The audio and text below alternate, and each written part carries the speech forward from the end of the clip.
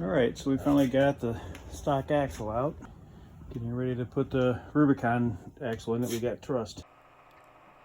Alright, so follow along as we install this Rubicon axle. It's out of a 2018 Rubicon. Now we put a truss on it. There's nitro gear chromoly shafts in it. We really went through it quite a bit, and it's even got a new yoke on it for a new drive shaft.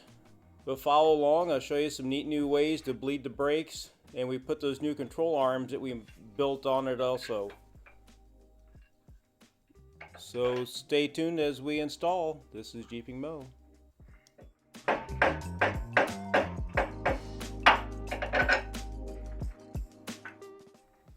Now the hardest thing about this whole thing, especially when you're doing it yourself, is trying to get this axle in the right position to start putting the bolts in the control arms.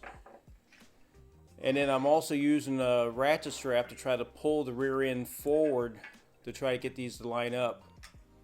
So I've got the bottle jack under the yoke area to try to get this thing to rotate, and the ratchet strap trying to pull it forward as we try to get a bolt in it, and eventually everything just falls in place.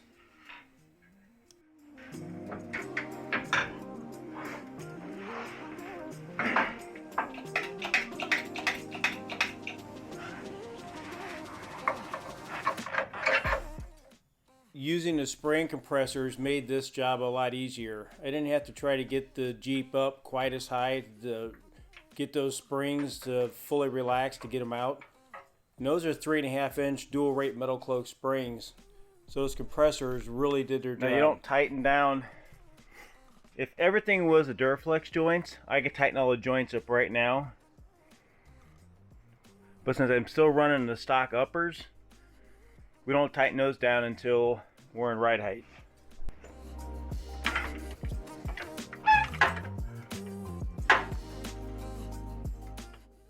So here we're trying to make sure that the top of that rubber cup is in the right part of the spring perch, and that orientation is right for that spring cup. Okay, it can be hard to see, but in there, the spring perch, the top perch has a cutout in it right there that your spring actually needs to go up inside. So when you rotate it, the end of the spring should be at the where it meets up on the rubber perch.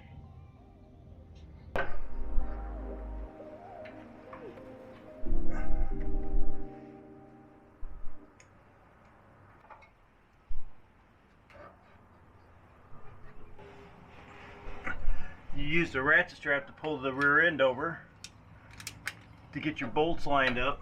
So if you got to change your track bar or you're doing something else,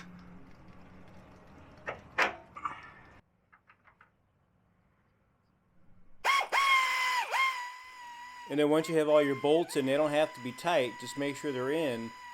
You can jack the rear end up a little bit to put some compression on those coils, and then back those spring compressors off. Now an air ratchet works really good for this. I'm using a 1/2-inch drive setup, so it really works good to back those off so you're not right in there just in case something were to come loose.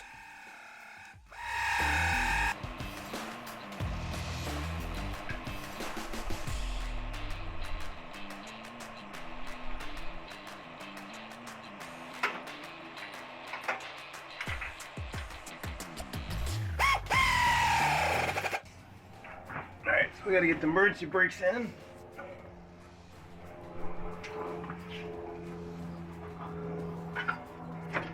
We'll snap these in.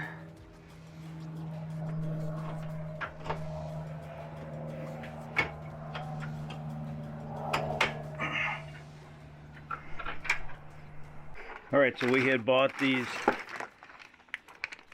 extended brake lines. Now they're from Evo. I bought these through Northridge when I bought the fronts. JL rear kit. It says +3, but it was sold as a 2.5 inch lift. Now I don't think I'll have an issue with the stock ones, but you know, we've got it apart, so let's, and it comes with new banjo washers. Alright, so we're going to just snap off the sensor. I got to cut those right there. Alright, so you got to cut these two tie wraps off. So that's one thing you really should check if you're putting a lift on your Jeep. Depending on how much lift and how much wheeling you're going to do, make sure that the brake lines and everything will have enough room to actually flex out. Now that I'm aware of, they might make a longer sensor, but for the 3.5 inch lift, I was right on the edge of everything getting tight. The sensor had plenty of length on it, but the brake line was just about stretched out. So these longer brake lines, they'll do us really good. And here in a little bit, I'll show you an easy way to bleed this whole system.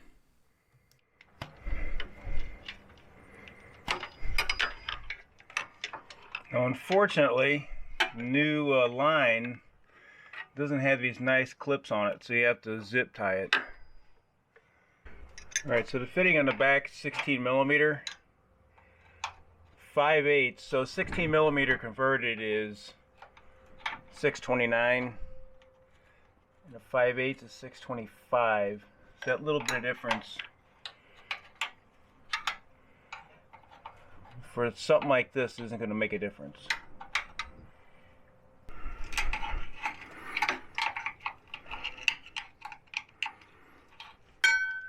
Now the Rubicon caliper, I'll show you here in a second. On the fronts, definitely different. On the rears, it would probably work. I mean, it's subtle differences. It looks heavier, but I'm going to go ahead and put the ones that were on this axle back on it. Alright, so there's differences on your calipers as well.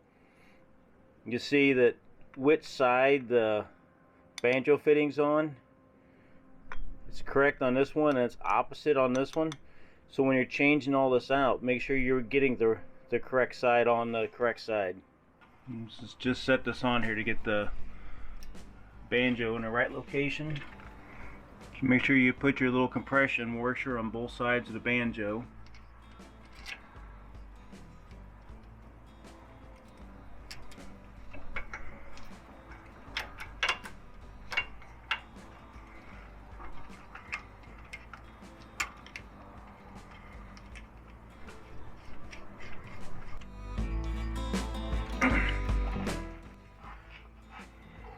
Alright, so we'll get the sensors in.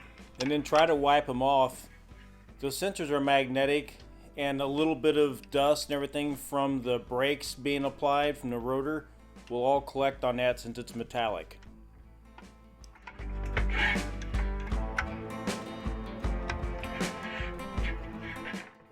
And then a little trick when you're clipping off zip ties, if you take a pair of dikes or side cutters and grind them off so that the very back edge is flat, just like this in the picture, they'll clip off nice and flush. They won't snag on anything. Just crack it. Alright, so once you get it pumped up,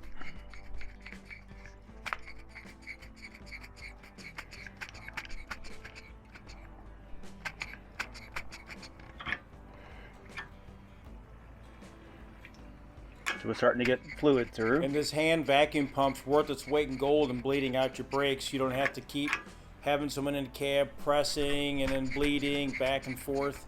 This gets almost all the air out, so that if you have to get someone in the cab, it's once, maybe twice max. Alright, so what we're using, because I just dumped them out on the floor, is the power stop brakes. And one thing is, since this is the actual takeoff, there's several versions of the brake packages. And when you go to buy brakes, they want to know more than just the last 8 of the VIN number. But I don't have the whole VIN number off of these axles. So I did see that the gentleman had used the power stop brakes, so we just did it again.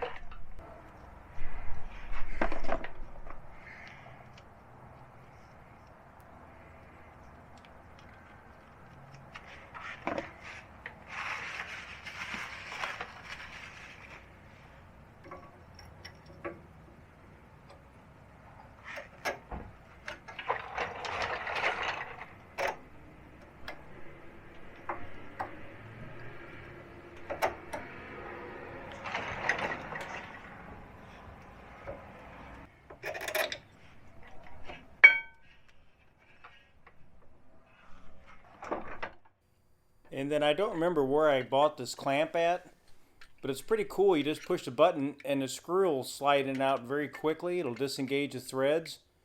So you push it, and before you know it, you're clamping on the cylinder, just collapsing enough to get it onto the brake pads. And when you're all done, you push the button again, and it slides right back out. Now just make sure that once you lower this thing back down on the tires, get back to right height, go through all your torque specs, torque everything down, take it for a quick spin and torque it again just to make sure. Changes like this can be done in the garage. It'd be nice to have a lift, but you don't need one. So come around for the next video where we put the drive shaft in. All this stuff is stuff that you can do at home. If you have any questions, leave it in the comments. I'd love to answer them. So this has been another edition of Jeepingmo. I'll see you in the next video.